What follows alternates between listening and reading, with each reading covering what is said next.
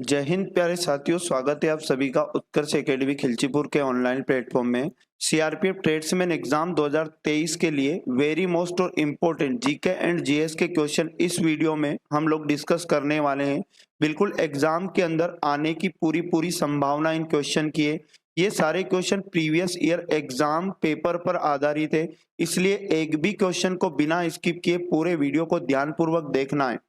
इस क्लास का पीडीएफ यदि आप लोग डाउनलोड करना चाहते हैं तो आप हमारे टेलीग्राम से जुड़ सकते हैं। टेलीग्राम का लिंक आपको इस वीडियो के डिस्क्रिप्शन में मिल जाएगा।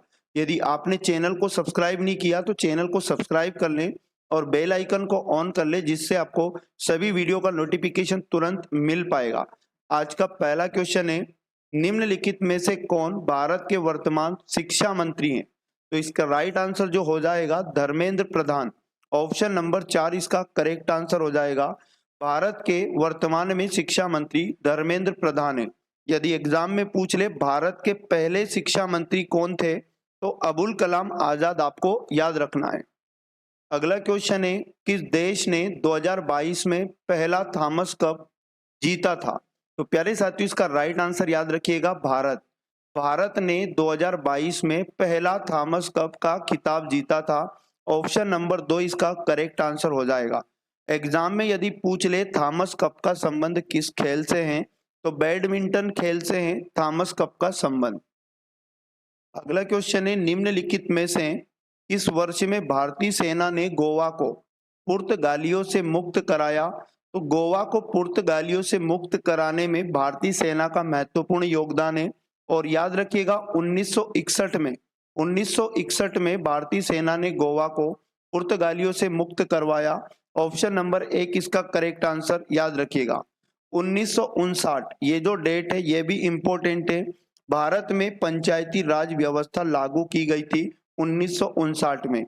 और 1967 से आपको याद रखना है, भारतीय राज्य नागालैंड ने अंग्रेजी को आधिकारिक भाषा के रूप में अपनाया था 1967 में। और 1956 से आपको याद रखना है, 1956 में मध्य प्रदेश राज्य का गठन हुआ था। क्वेश्चन नंबर 4 है, राष्ट्रीय हरित हाइड्रोजन मिशन को किस मंत्रालय द्वारा लागू किया जाएगा? तो इसका राइट आंसर आपको याद रखना है, नई और नवीकरणीय ऊर्जा मंत्रालय द्वारा। ऑप्शन नंबर 2 इसका सही जवाब हो जाएगा। अगला क्वेश्चन है, ऑस्कर जीतने वाले पहले भारतीय कौन थे? तो ऑस्कर अवार्ड जीतने वाले पहले भारतीय भानु अथैया थे।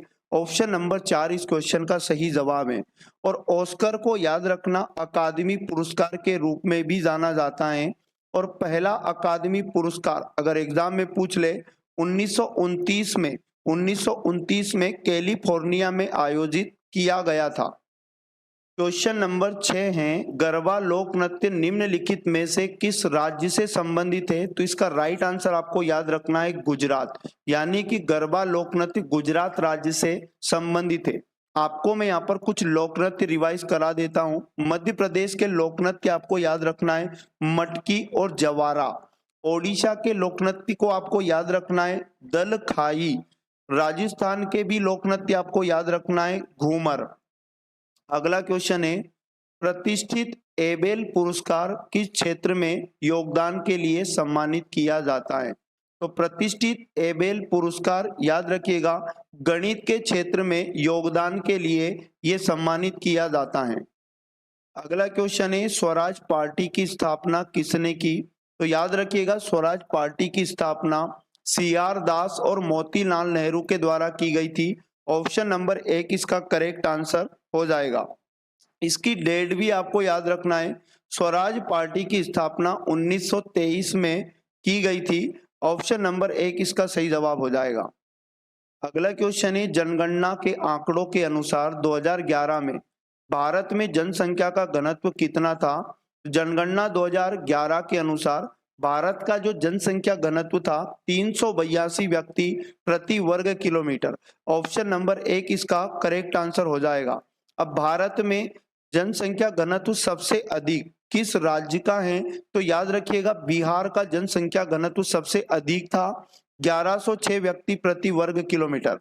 और सबसे कम जनसंख्या घनत्व वाला राज्य यदि पूछ ले तो अरुणाचल प्रदेश याद रखिएगा 17 व्यक्ति प्रति वर्ग किलोमीटर वहां का क्षेत्रफल था प्रति वर्ग किलोमीटर। आगे बढ़ते हैं नेक्स्ट क्वेश्चन की ओर।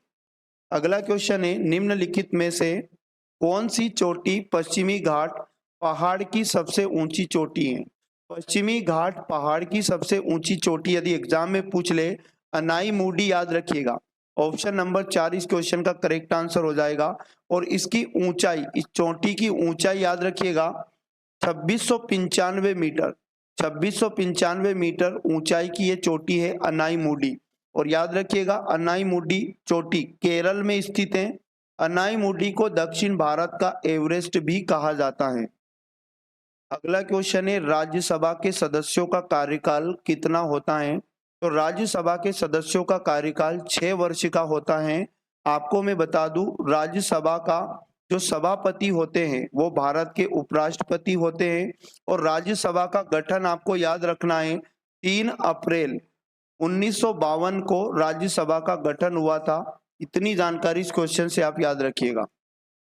अगला क्वेश्चन है, निम्नलिखित में से किसे संविधान की आत्मा के रूप में वर्णित किया गया है? तो याद रखिएगा जो प्रस्तावना है संविधान का, उसे संविधान की आत्मा के रूप में वर्णित किया गया है। ऑप्शन नंबर 1 इसका करेक्ट आंसर हो जाएगा। अगला क्वेश्चन है, निम्नलिखित में से कौन सा विटामिन ए का सबसे अच्छा स्रोत है? तो विटामिन ए का सबसे अच्छा स्रोत याद रखिएगा गाजर है। ऑप्शन नंबर 3 इसका सही जवाब याद रखिएगा। और विटामिन ए का रासायनिक नाम आपको याद रखना है रेटिनॉल है। और विटामिन ए की कमी से रतौंधी रोग होता है। अगला क्वेश्चन है, भारत ने अपना पहला क्रिकेट विश्व कप खिताब जीतने के लिए किस देश को हराया था? तो भारत ने अपना पहला क्रिकेट विश्व कप खिताब जीतने के लिए वेस्ट इंडीज को हराया था। ऑप्शन नंबर 1 इसका करेक्ट आंसर हो जाएगा। सन 1983 में भारत ने अपना पहला विश्व कप का खिताब जीता था। अगला क्वेश्चन है, हाल ही में रूस यूक्रेन युद्ध के दौरान बयार कटार ड्रोन खबरों में रहा। निम्नलिखित में से किस देश ने इसे विकसित किया? तो बयार कटार ड्रोन को विकसित करने वाला देश तुर्की आपको याद रखना है। ऑप्शन नंबर 1 इसका करेक्ट आंसर हो जाएगा। तो ये थे वेरी मोस्ट और इम्पोर्टेंट 15 क्वेश्चन, जो इसी प्रकार के क्वेश्चन आपको एग्जाम में देखने को मिलेंगे। प्रतिदिन इस सीरीज को जरूर देखा करें। एग्जाम के अंदर ये सीरीज आपके लिए अति महत्वपूर्ण साबित होगी। मिलेंगे नेक्स्ट वाले पार्ट में, तब तक पढ़ते रहिएगा। जय हिंद, जय भारत, भारत माता की जय।